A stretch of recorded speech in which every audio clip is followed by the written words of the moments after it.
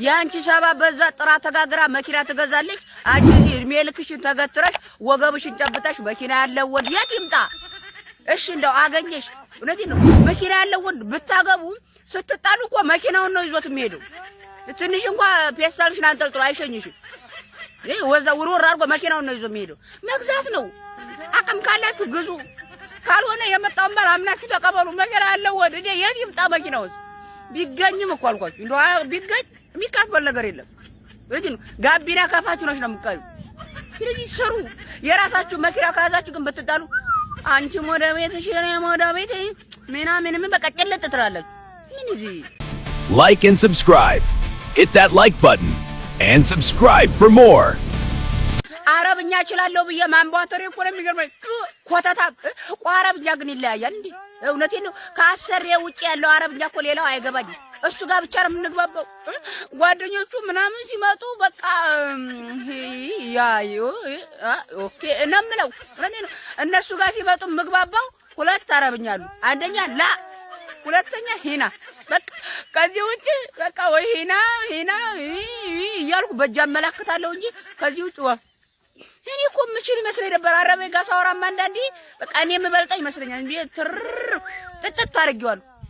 ሌሎች ሲመጡ ግን ወፍ አልሰማን ነው እየለገምኩ ይሆን እንዴ እንዳያዙኝ ይሆናል። አቤት እኔ ደግሞ አልወድም ከአረቢ ከአሰሪ ውጭ ሌላ ሰው ካዘዘኝ ስራ እንደዚህ ፈጥርቀው ነው የሚለኝ። ደስ አይለኝ፣ አልወድም። አትዘዙኝ፣ አልታዘዝም። ሲጀመር ያስፈልጋል እሱ ይዘዘሽ ጊዜው እሱ ምን ችግር አለው እሱ ቢያዘኝ።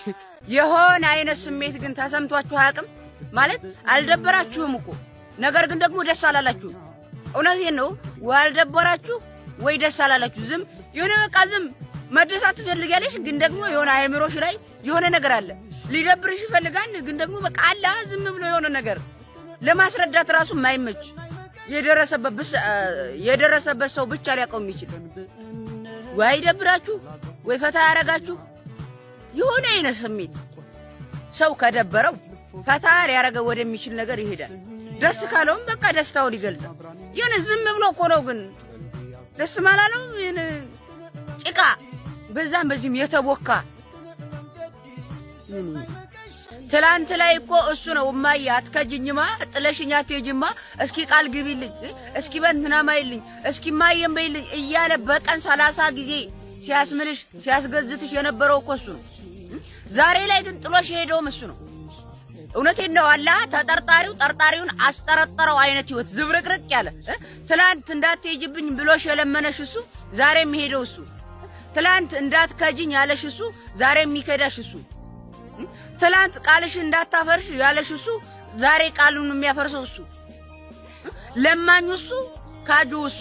በቃ ዝብርቅርቅ ያለ እውነቴን ነው። አንቺ ቃል ግቢልኝ ቃል ግባልኝም ሊሆን ይችላል። ያው በሴት አንፃር ስለንትላው እሱ እንደየጉዳታችሁ ሴቶችም ወንዶችም ሊሆን ይችላል። ቃል ግባልኝ ብላ ዛሬ ጥላ ልትሄድም ትችላለች። ነገር ግን በሚበዛው ስለሆነ ማውራው ነው ማለት ነው።